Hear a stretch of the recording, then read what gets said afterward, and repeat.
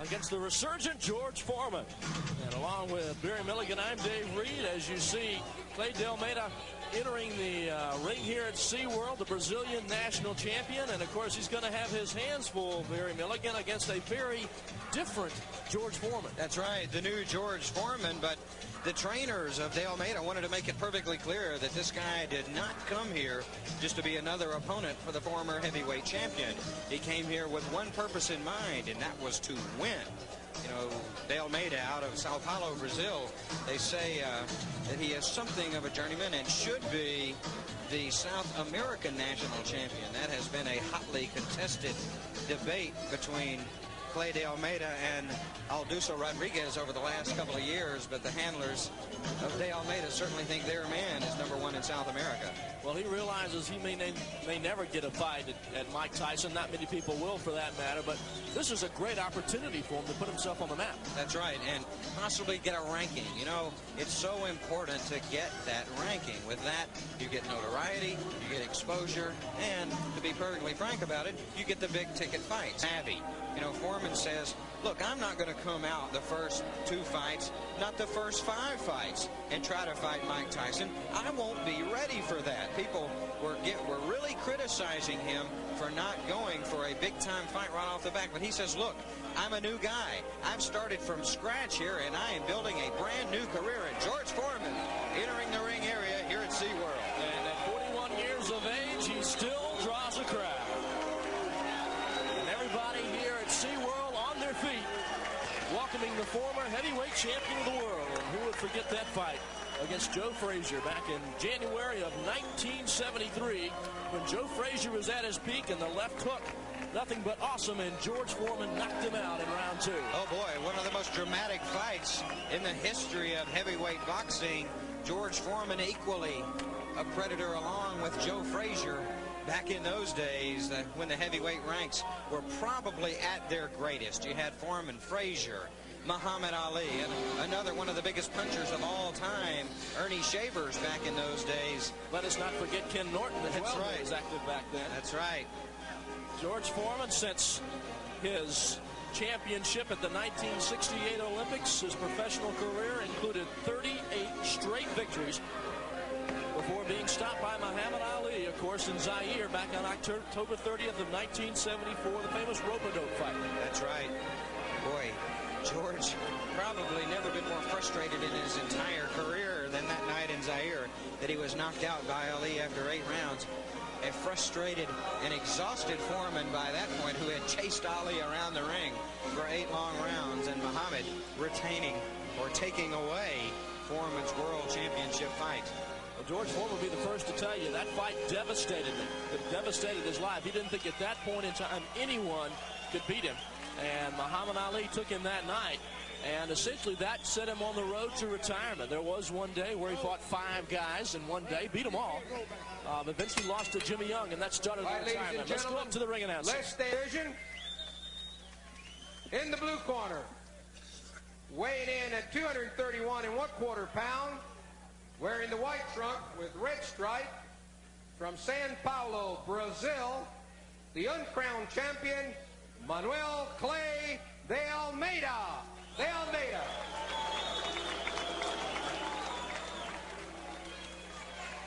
And in the red corner, wearing the blue trunks with white stripe, he is the former heavyweight champion of the world with a record of 63 wins, 2 losses, 62 KOs.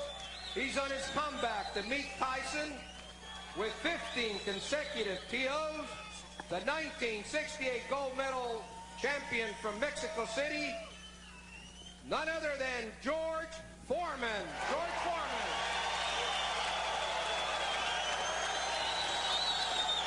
The referee for this event, Max Parker Jr.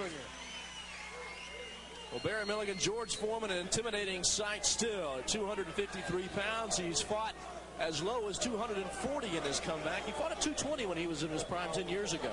Yep, and he really doesn't think the extra weight has hindered him, as referee Max Parker Jr. giving the final instructions. I wish you luck. Touch glove, come out, box on.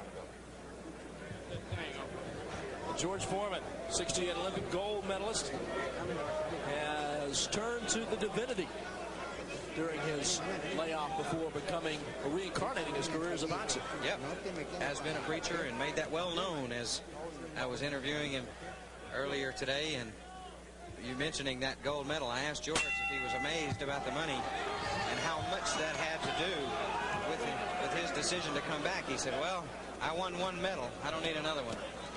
He's after Mike Tyson, no question about that. He wants the big money fight. And he feels like he has to earn his due, because the one way to get the big money fight, Barry, the only way to get the big money fight is to impress the promoters. That's right. Looking for a first-round knockout here. George coming out really throwing the big guns.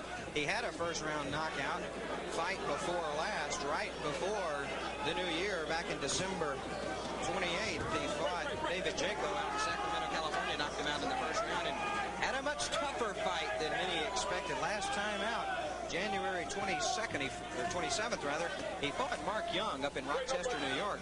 That fight lasted 7 rounds, which was about 3 or 4 more than it was supposed to last. Foreman fighting out of Houston nowadays.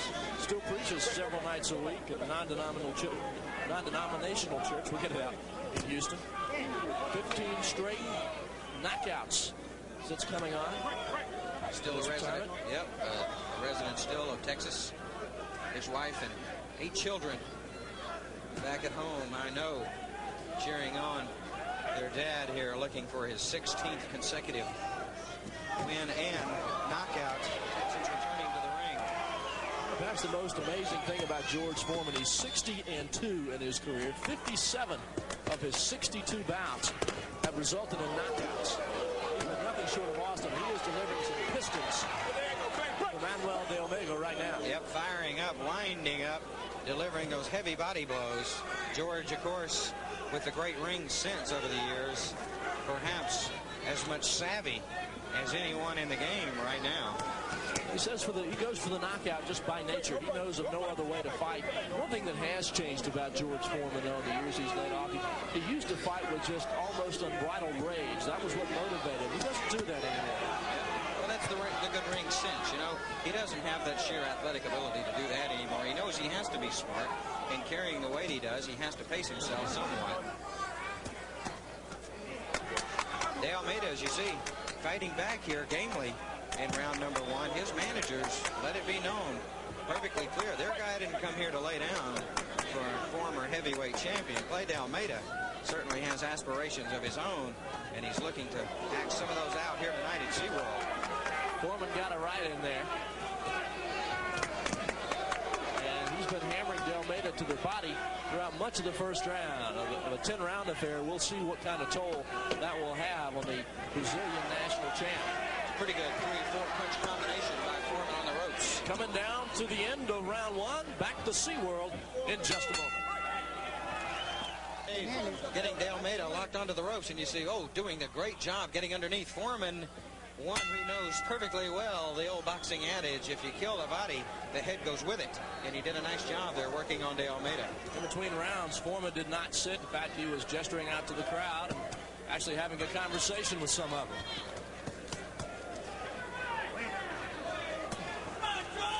De Almeida getting the better percentage-wise punches, but Foreman throwing more of them and with more power. Absolutely.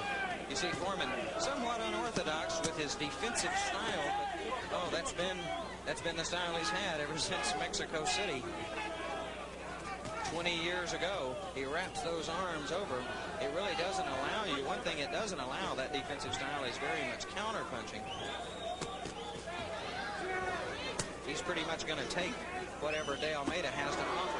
Pick his own spots. I tell you, De Almeida's doing about the same thing. He seems very content to let Foreman punch away at him here early in the fight. Leaning against the ropes. Maybe in an attempt to wear Foreman out. Fair in line, Foreman at 40 years plus.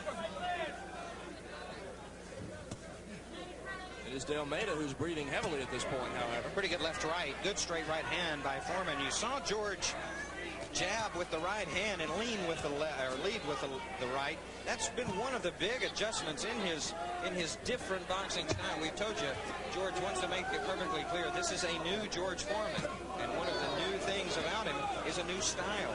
He'll go lefty and lead with that right hand, and he's changed his footwork up a little bit to disguise some of those big punches as he gets a little bit off balance there. Well, he had everything behind that one. All that was a slip, no damage done. De Almeida slipped out of that one, and Foreman went right around him. Yeah, George trying to wind up just a little bit too much. I tell you, you get that 250-plus momentum going, it's hard to stop. You betcha, particularly when there's only a couple of ropes there to stop you. Looks like De Almeida may have a little bit of a cut. Not above that right eye. Yeah, it's over the right eye. Foreman doing a nice job with that left. The jab has been good, and the hook already has been damaging as well. Foreman doing a nice job with the right cross, and there you see a difference too, the uppercut. George Foreman never really was one to throw the uppercut, but that's certainly a big weapon in his current arsenal. Foreman's got De Almeida hurt right now. He's just stalking him. Yeah, another good left hand. Got up to the eye area and will affect that cut. De Almeida hanging in there at this point, but he has taken some tremendous body shots. I don't know if George Foreman is hitting with the same power that he did 10 years ago. I don't know if anybody can make that determination, but if it's too much more powerful than the punches he's throwing right now, I know I wouldn't want to be there. Yeah, he's doing a nice job, too, of combining his punches. From George Foreman, as you see him there setting up with the jab, a nice stiff jab right there, and that could very well have been the good stiff left that opened up the cut over the right eye of the Brazilian. We moved to round 3 in the scheduled 10-rounder. Foreman still showing disdain for the stool in between rounds. Didn't sit down at all, and I have Foreman winning each of the first 2 rounds by a 10-9 score. No question George Foreman's out to prove himself, and if it takes standing on the stool to do it, he's going to do it. He's going to do everything he can to try and get that title shot at Mike Tyson. That's right. And, you know, Foreman considers himself a prospect. You know, that may seem a little bit unusual to boxing observers and even people who follow the game closely, but, you know, he certainly knew he couldn't come back, fight 2 or 3 times, and be ready to challenge Tyson. He didn't come back to this game as a former heavyweight champion. He came back to the fight game as a prospect, and through 15 fights, he's proven himself to be just that. Well, you know, the prospect idea aside, it's not necessarily who you beat in order to get to a heavyweight title fight. It's the crowd that you draw and the type of following that puts it together. I mean, if you can fill up an arena like a George Foreman can, then you've got a better shot at getting a fight against a heavyweight champion than your average fighter would. Absolutely.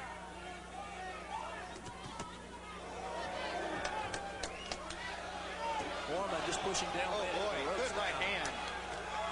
Came over the top a little bit with that right hand. You see Foreman coming up with the left uppercut, splitting those hands. That opens things up for that good overhand right. Right above us now. Good left. De Almeida just about ready to go. De Almeida hanging on. Max Parker in there separating the 2 fighters. De Almeida's hurt. Got that cut going again. Yeah, De Almeida is hurt, Dave. Trying to fight back and doing so gamely here. But the big right cross from Foreman, and he's coming over the top with it a couple of times. That has really done some damage. No real defense by De Almeida now. Got the cover. Big right hand got in there. That's another good right hand. Foreman looking at Max Parker as if to say, this guy may need a standing 8. De Almeida, as you see, getting peppered with lefts and rights. And that's it. Max Parker says that's all, it's over, and rightfully so. De Almeida did not throw a punch in the last 45 seconds. All he could do was cover up and let George Foreman hammer him. And so George Foreman, winner by TKO over the Brazilian national champion, Clay De Almeida, who could not take those piston-like jabs, so indicative of George Foreman. And we'll be back with more from SeaWorld in just a moment. Don't go away. 61-2 now, his 16th straight knockout since his retirement, and Clay De Almeida, the recipient of many and often the right jabs of George Foreman and Barry Milligan. Again, Foreman, you came into the ring, you just knew he had the confidence to put this one together. He knew he was going to win it the whole way. That's right, and, you know, conditioning not really a factor when you can throw the number of punches he did through 3 rounds and be as effective as he was. Remember, this man right here, the former heavyweight champion, George Foreman, the winner had a 10-year by TKO and 2 minutes and 14 seconds of the 3rd round, George Foreman.